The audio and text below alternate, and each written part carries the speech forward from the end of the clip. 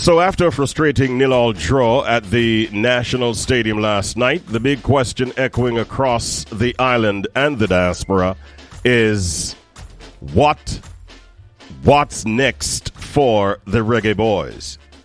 A match that should have stamped our ticket to the World Cup instead left us in a tense, uncertain position, and the nation is buzzing with disappointment, concern, and plenty of opinions. This morning, we break it all down. Joining me are two men who understand the game at the highest level. Former assistant national coach Andrew Price. Good morning and welcome again, Andrew. Morning and thanks for having me, Richie.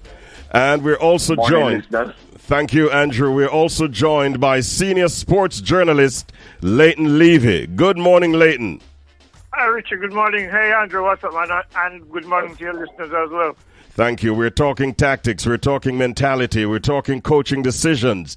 I mean, where Jamaica fell short and what must happen now as the Reggae Boys prepare for the next step on the road to qualification. Let me start with Coach Price. Andrew, from a coaching perspective, what would you say? What's your assessment of Jamaica's tactical setup last night? And did our game plan match the moment required? No, I don't think the game plan matched the moment required. And I also thought that the proper team that should have started didn't start. I also believe that we didn't execute appropriately. And because of that, that was our undoing. I believe that we did not play through the lines to get the ball forward. And we resorted to playing long balls. And it's obvious that Curacao did their homework where they marked our main weapon, Cephas, very closely. And we were not able to get balls to him for him to utilize his speed to get crosses in the boxes. It was always going to be a war, and we didn't have enough warriors on the field last night. Leighton, from a journalist's point of view, what story does last night's performance tell us about this current Reggae Boys setup? There's actually quite many stories. One is the big story coming out of last night, obviously, is that McLaren resigned, which many people believe should have happened before. No. The thing is, as Andrew just alluded to, the biggest story is that at most points during the course of this campaign, in this final run of campaigning, that we didn't put our best teams on the field. Andrew actually spoke about this just recently, wherein we didn't lose, we didn't fail to qualify last night. We failed to qualify from the Trinidad match last week, Friday. The reality, last week, Thursday. The sad thing about it is that what we've seen in this campaign, we got a good head start on everybody else. We beat Bermuda 4-0, we beat Trinidad 2-0 here at home, and to take maximum 6 points. And from the next 4 games, we only took 5 points. And it tells you that remember the last time I was on your show, Richie, I told you that I didn't think McLaren needed to be changing players or bringing in new players at this particular juncture. He should stick with the squad that he has, yes, and work with the squad that he has, because you need that synergy between players. You need that understanding between players when they play with each other often enough to know what works best for their teammates. When you keep bringing in new players, what you eventually end up with is each player having to then adjust their games to the new player who just came in. That creates a kind of disharmony that you don't need at this critical juncture of the campaign. So I think the main stories coming out of last night will be a couple of things. One, we never put our best teams on the field. We played with the wrong mentality, and we perhaps played with the wrong coach. Well, some would say definitely did. Andrew, there were some chances that were created. I mean, we hit the crossbar, we hit the posts a couple of times. But what specifically do you think went wrong in the final third? I just thought we were unfortunate. I mean, in the second half, we hit the woodwork with three different players. Nicholson once, Lee once, and Katamari when he came on another time. And in normal circumstances, those goals would normally be scored. But when you look at the chances that Jamaica, we got no outright chances in the run-up play where we were able to break behind the Curacao defensive unit and get balls into the box. And that was my chagrin for the entire night. We would just resort to playing long balls forward and hoping for the best. And Cephas, Curacao, having done their homework, was double teamed all night. Cephas wanted balls behind the defense where he could use his speed and run at them. But the deliveries that we were giving him, we were just kicking the ball, hopefully hoping that he would be able to out-jump and out-maneuver the fullback, who I thought had a wonderful game, and I would give him the man of the match for Curacao. Mm-hmm. Yeah. If I could add to that, Richie, yes. One of the things that I've always lamented with McLaren's approach, and you just heard Andrew talk to it a while ago, this long ball approach is 1980s football in England. We needed to find ways to break through the lines with. It's one of the reasons why I think Casey Palmer was such a critical miss for both the Curacao games. Once you're not able to control the tempo of the game, once you're not able to control the game itself, and depending on these long balls to bypass the midfield, you're always going to, those passes, no matter how good they look, sometimes they're low percentage passes because invariably you're going to have either two centre backs on the number 9, or in the half spaces, a fullback and a midfielder protecting those flanks. So that long ball approach was never going to work, and certainly not with the consistency that we'd be hoping for to create opportunities to score. And it's one of the things that I lamented. And we saw it against Trinidad, saw it against Curacao. And, I mean, Bermuda was easy to play because they gave us too much space to play. So it was easy for us to be in control and on the ball and beat them 4 of both times. But against teams who are better organized, that was always going to be a challenge. And it's surprising to me that no adjustments were made in that regard from the coaching staff. Mm-hmm.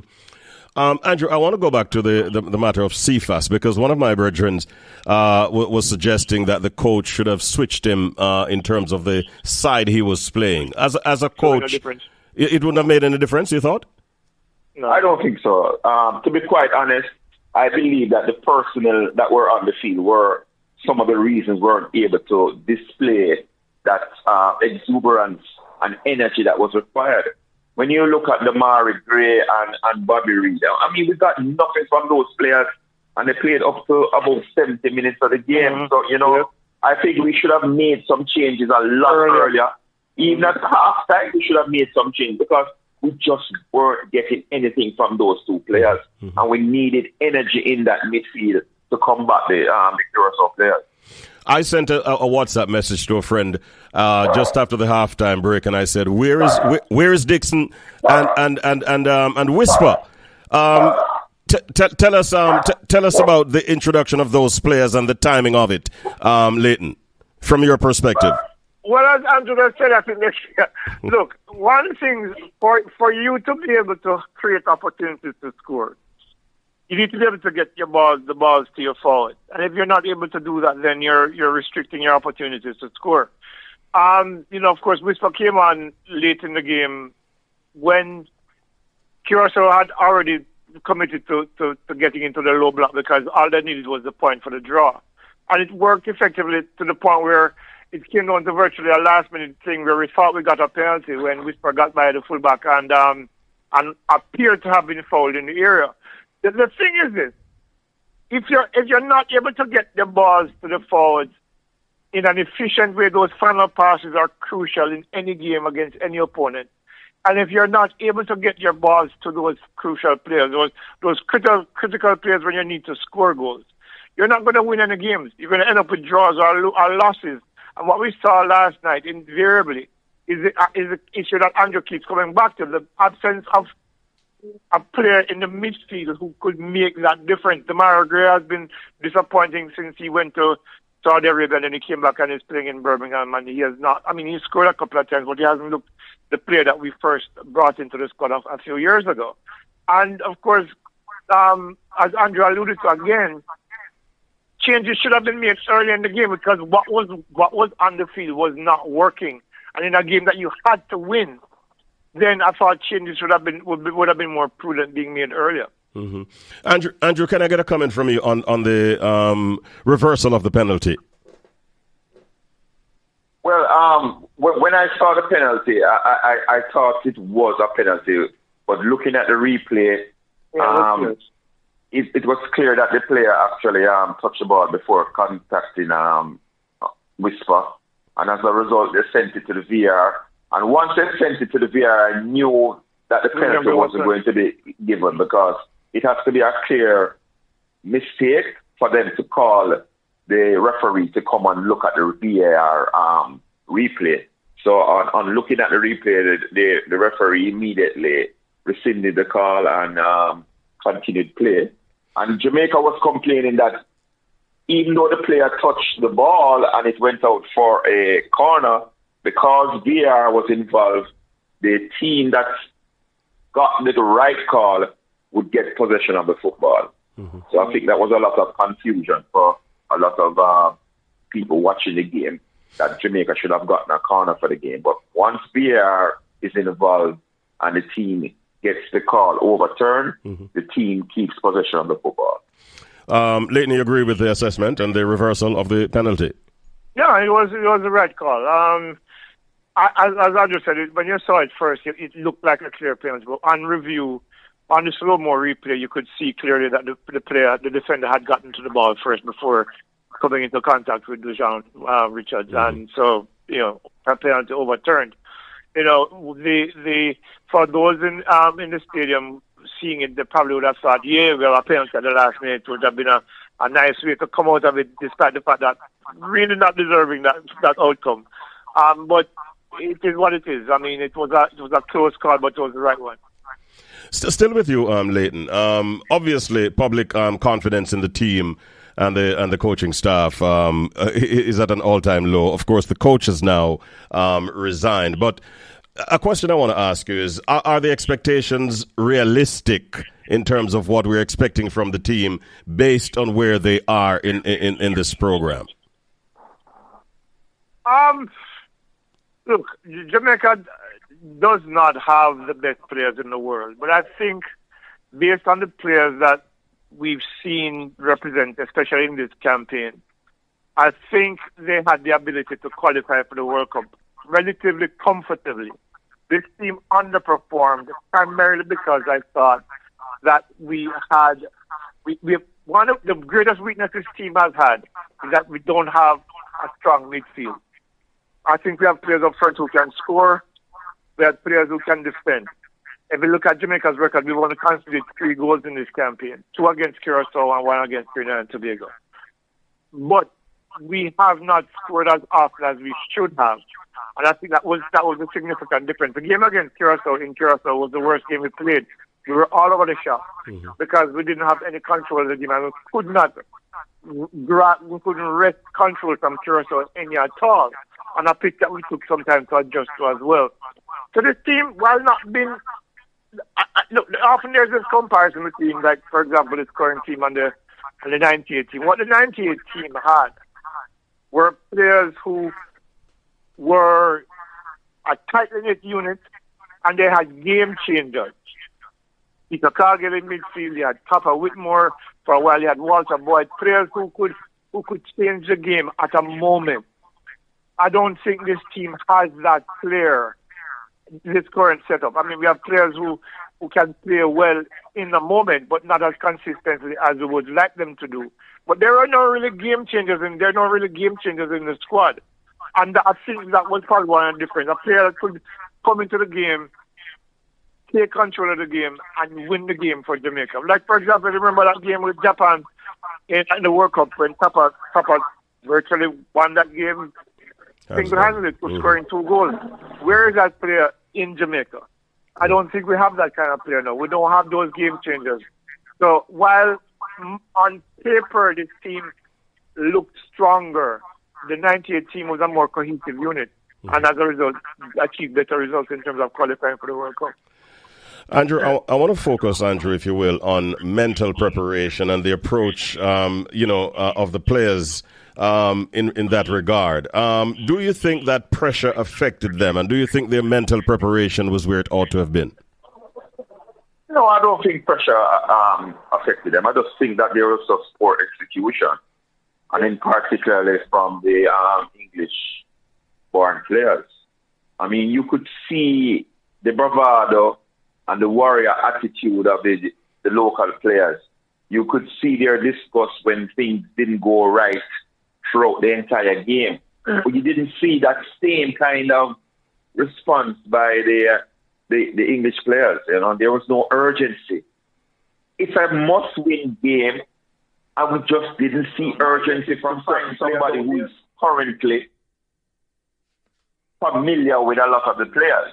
And somebody like Theodore Whitmore comes clearly to mind as a short-term project to try and qualify the team through that playoff, intercontinental playoff in March from the 26th to the 31st. So we're thinking more along the lines of a local coach who maybe understands the player much better. Leighton, you agree with Andrew's? When it comes to what is happening now, I mean, I don't think you're going to find a recognized international coach is going to come in on a temporary basis, and that process is going to take months, if not longer, to find a coach that will come in as a more longer term. So I'm agreeing with Andrew. You're going to need an interim coach, somebody who is already familiar with the players, somebody who's already familiar with how we want to play, to prepare for those 2 games. Maybe top up being former national coach and is familiar with a bunch of these players.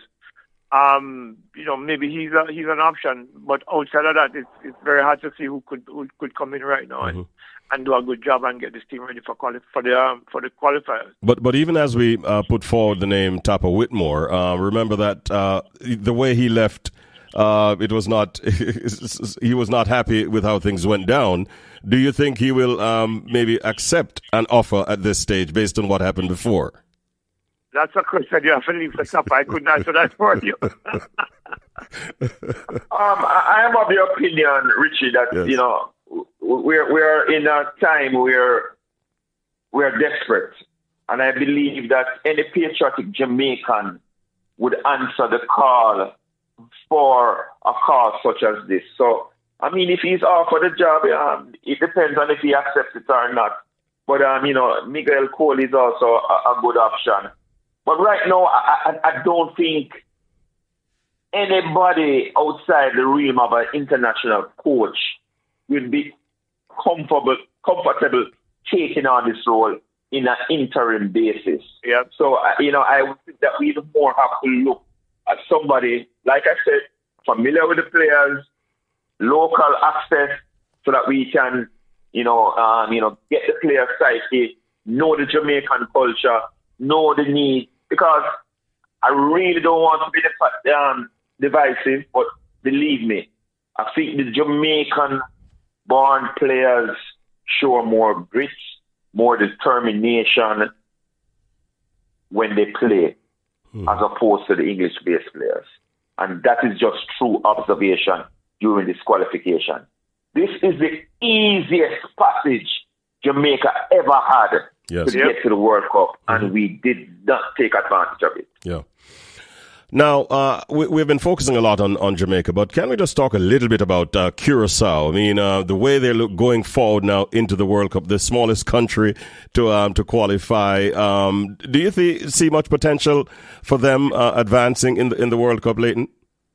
Too early to say, because you're not quite sure who they're going to be drawn up against yet. But this is a pretty organized team. They know exactly what they want to do. They know exactly how they want to play. So I think they'll represent the region well. I think, they're not United States, they're not Canada, they're not Mexico. But right now, they look at a very organized team that knows exactly how they want to play and is comfortable with the playing style that they're currently playing with, and they found success with it. They haven't lost. They haven't lost in this qualifying round at all. You know, they've won 3 and drawn 3, and they've beaten the team on paper was supposed to be the best team in the competition, Jamaica. You know, they're the only team to beat Jamaica. So, you know, they could go to the World Cup and play well. Whether or not playing well will result in the kind of outcomes that they're looking for is another matter. Andrew, the absence of the Curaçao coach obviously did not impact the team. Any word as to why he might have left the camp? Well, it's rumored that his wife is dealing with a particular illness at this point in time, and he left to be with her. But you could obviously see that the Curaçao players were playing for him in his absence, and they're well coached, well organized, well drilled, and they played, I'm sure, to his instructions.